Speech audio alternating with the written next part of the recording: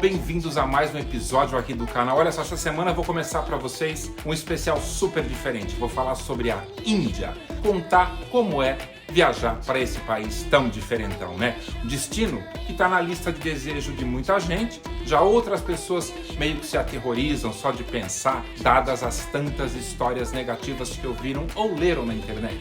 Verdade ou exagero? Então, estive rodando por lá, por várias cidades, e agora eu vou trazer para vocês aqui, nessa série, informações fresquinhas de como tá tudo na Índia. E começando, lógico, por Nova Delhi, a capital da Índia.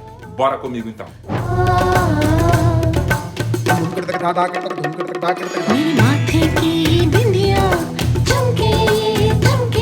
A Índia, gente, é realmente um dos destinos mais difíceis do mundo pra gente viajar e um dos mais diferentes, não tem a menor dúvida. É exótica para nós ocidentais, colorida, muito linda, misteriosa, barulhenta e longe pra caramba, lá do outro lado do mundo, na Ásia, né? E a magia dos milhões de deuses, espiritualidade à flor da pele, multidões e mais multidões, templos, o Taj Mahal, as vacas sagradas, os macacos trombadinhas, a Índia das comidas vegetarianas exageradamente picantes, tudo com muito curry. E a partir deste episódio, eu vou começar então para vocês essa websérie, tentar desmistificar a Índia. A minha experiência recente de viagem por lá foi de 14 dias, então estou trazendo para vocês tudo que a Índia me ensinou, meus erros por lá, meus acertos e o que vocês podem esperar quando forem. Visto, gente. Brasileiros precisam sim de visto para entrar na Índia. Aliás, o visto eletrônico que eles chamam de e-visa é simples e super rápido. Qualquer pessoa consegue fazer por conta própria pela internet, através deste link que eu estou colocando aqui para vocês do site do Consulado da Índia. Fica pronto só em 48 horas e pode ser solicitado até 4 dias antes da data da viagem. Custa só $60. E as vacinas? Bom, os certificados de vacina contra Covid e febre amarela são obrigatórios para a gente entrar na Índia, tá? Para a gente embarcar para a Índia, precisamos mostrar no aeroporto já na saída. E como será que são os voos? Gente, não existem voos diretos para a Índia saindo do Brasil. Todos são com conexão, seja na Europa, na Etiópia ou nos Emirados Árabes. A duração do voo com conexão nunca vai ser menor do que 24 horas, tá? E os preços das passagens em classe econômica vão variar entre $1.200 a $2.000 por o período de novembro a março, que é o final de outono e começo de inverno deles, que aliás é o período mais indicado para esta viagem, já que a Índia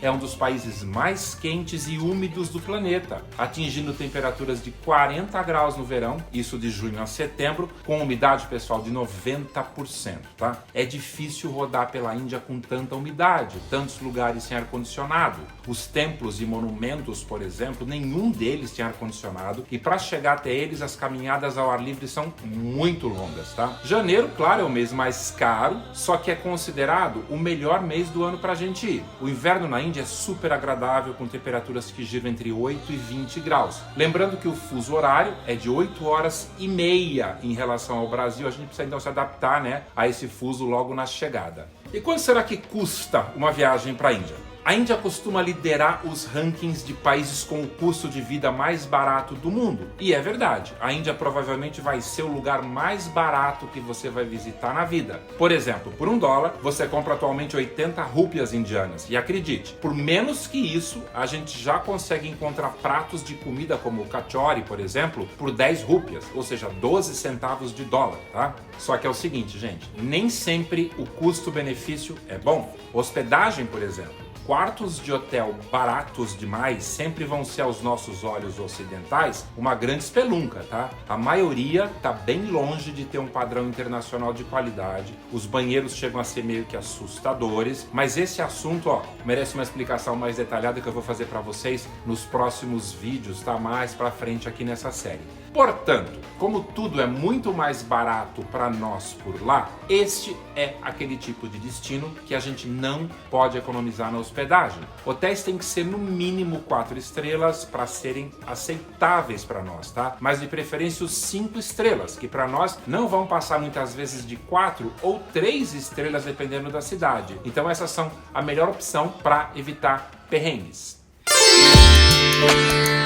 Gente, como a Índia é um país de proporções continentais, para conhecer vai exigir bastante tempo. Porém, com o impacto gigantesco da alimentação, da falta de proteína animal, do excesso de pimenta nas comidas, muita gente não aguenta ficar mais do que 10 dias por lá. A ideia é a gente otimizar o tempo para a viagem não ficar desconfortável e se transformar em um pesadelo. Vai ser inteligente se vocês pré-selecionarem as regiões desejadas de acordo com os seus interesses. Existem muitos roteiros prontos já conhecidos que a gente pode percorrer com muita facilidade. Minha recomendação é de nunca ir para a Índia sem acompanhamento especializado. Esse, gente, é um daqueles destinos que não dá para se aventurar. Por isso, ir por conta própria ou até mochilar é um erro, tá? Vai transformar o que deveria ser uma viagem prazerosa num perrengue triste. Daí, tem várias agências de viagens e operadoras especializadas em Índia pelo Brasil todo, principalmente em São Paulo. Quando você selecionar a agência, o importante é você pedir referências, contatos de pelo menos 3 clientes que já tenham viajado com eles para lá no mesmo período que você está indo,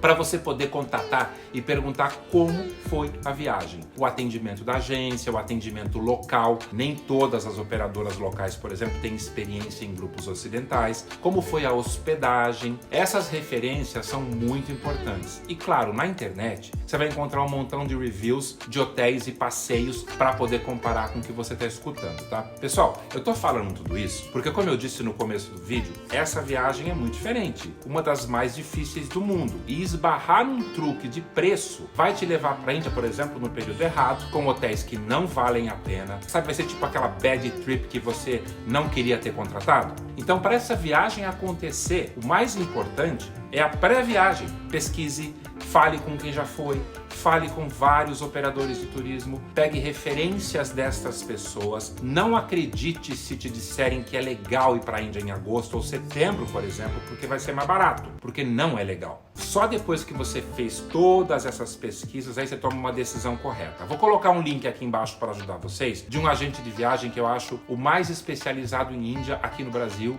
pelo menos que eu conheço, que vai responder para vocês com muita honestidade todas essas questões para não embarcar numa roubada, já que é um destino muito longe e muito difícil da gente fazer. Então, link aqui na descrição.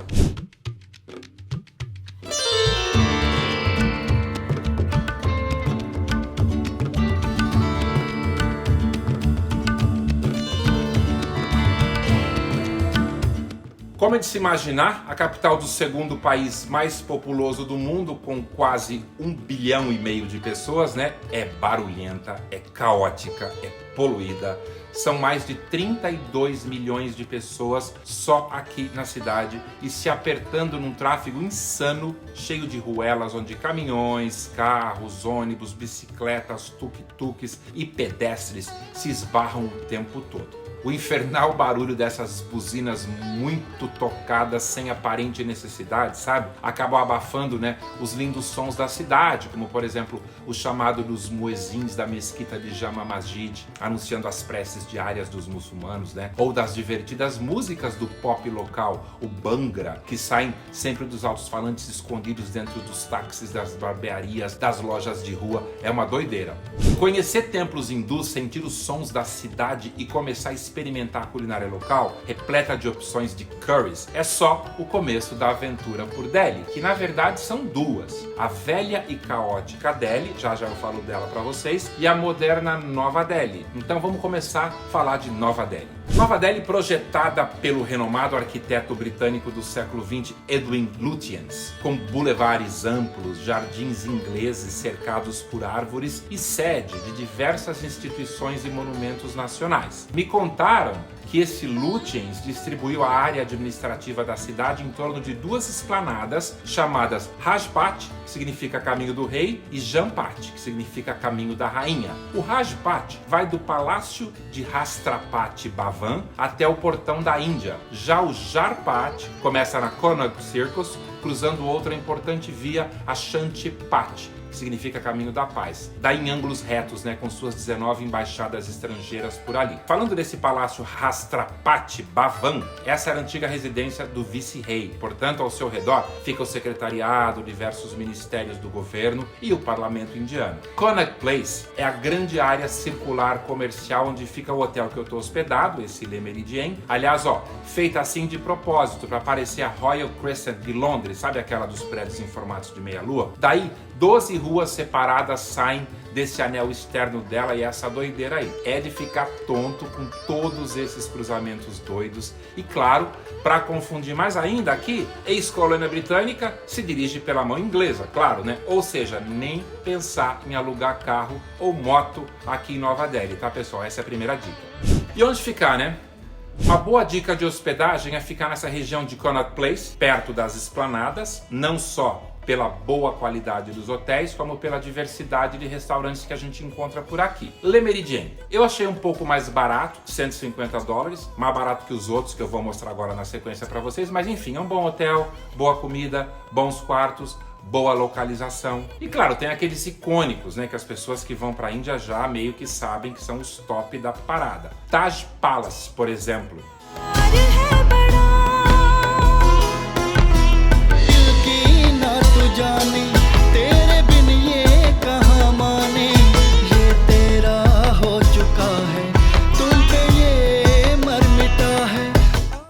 Daí tem o Leela Palace.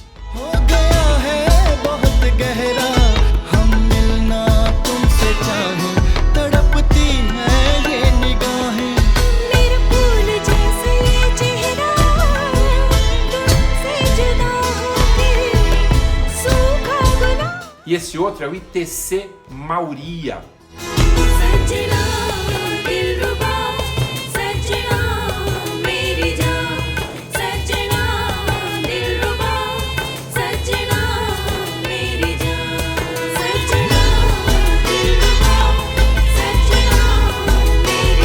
E agora o Oberoi New Delhi, considerado o hotel número 1 da Ásia, tá?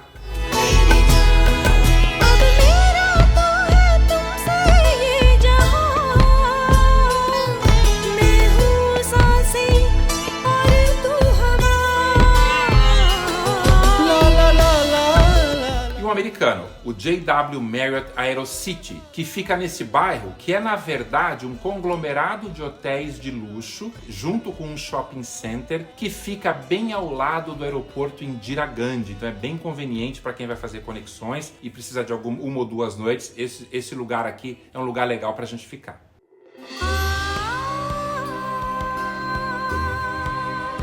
Pessoal, eu comecei minha visita pelo novíssimo templo Swaminarayan Ashkardham. Vou dizer o seguinte para vocês, esse templo é sem dúvida um dos lugares mais impressionantes que eu já fui na vida depois de tantas viagens. Eu aprendi aqui que Ashkardham significa a morada divina de Deus. É saudado como um lugar eterno de devoção, pureza e paz. Portanto, Swaminarayan Ashkardham é um mandir, que é como eles chamam os templos hindus. E esse mandir é para eles a morada de Deus, uma casa de culto hindu e um campus espiritual e cultural dedicado à devoção, aprendizado e harmonia. Mensagens espirituais hindu atemporais, tradições devocionais vibrantes e arquitetura antiga ecoam para tudo que é lado. O mandir, gente, é uma humilde homenagem a Bhagwan Swaminarayan, aos avatares, aos devas e aos grandes sábios do hinduísmo. Vou contar isso para vocês também depois em outro episódio do que eu estou falando. E esse complexo, apesar de parecer secular, foi inaugurado em 2005. E aqui eles explicaram para mim que a premissa espiritual da Ashkardham é que cada alma é potencialmente divina, quer estejamos servindo a família, o país, nossos vizinhos ou todos os seres vivos do mundo. Cada ato pode ajudar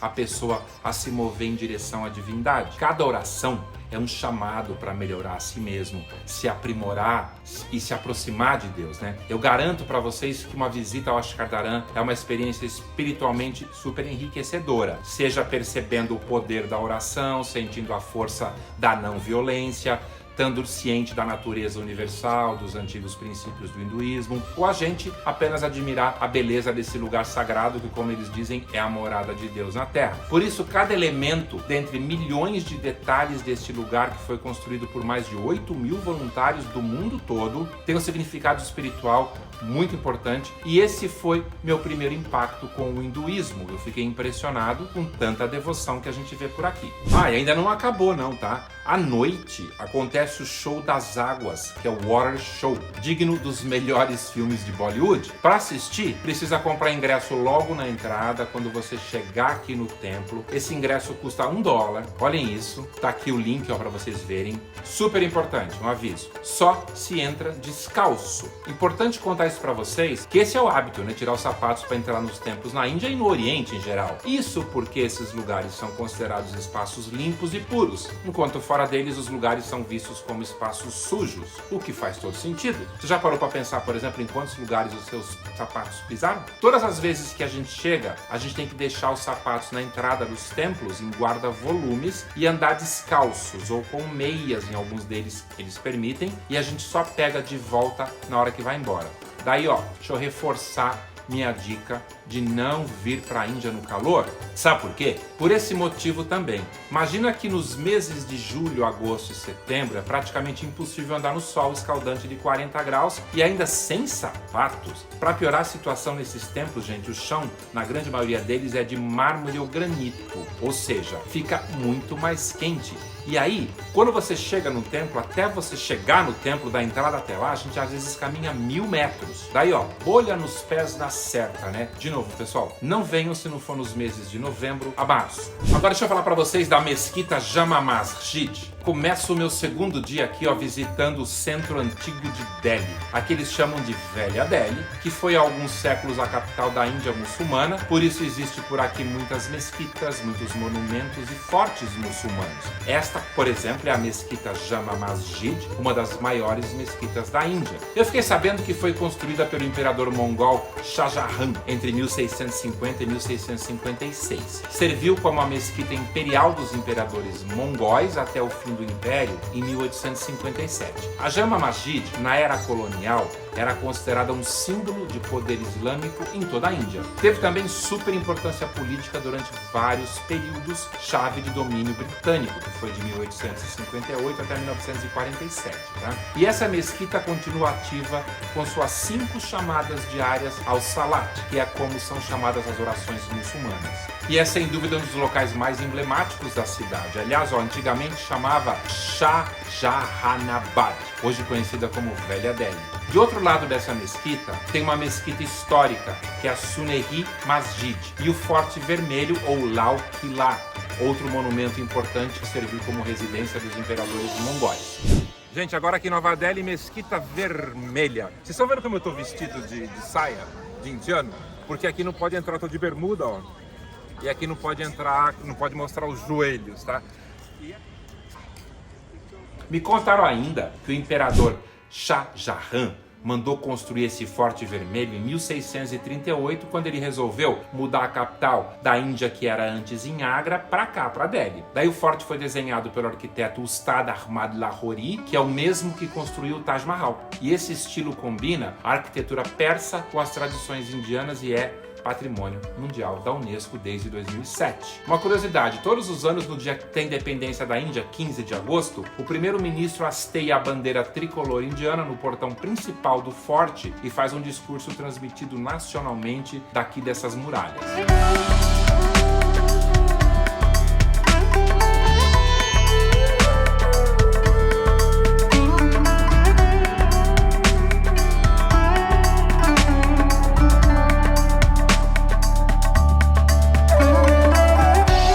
Como eu prometi, deixa eu apresentar para vocês a crua e lotada Velha Delhi, onde o passeio é literalmente uma aventura indiana. Chandni Chowk é o nome desse lugar, onde vai cair sua ficha de que vir para a Índia é inevitável não passar por uma experiência de multidão.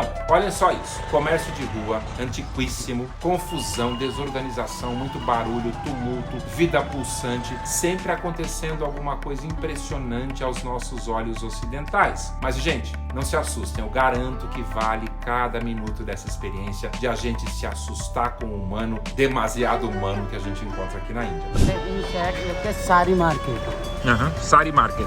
E fazendo esse passeio aqui, eu confesso pra vocês que eu não tinha ideia do que o motorista estava falando e muito menos ele do que eu estava falando, tá?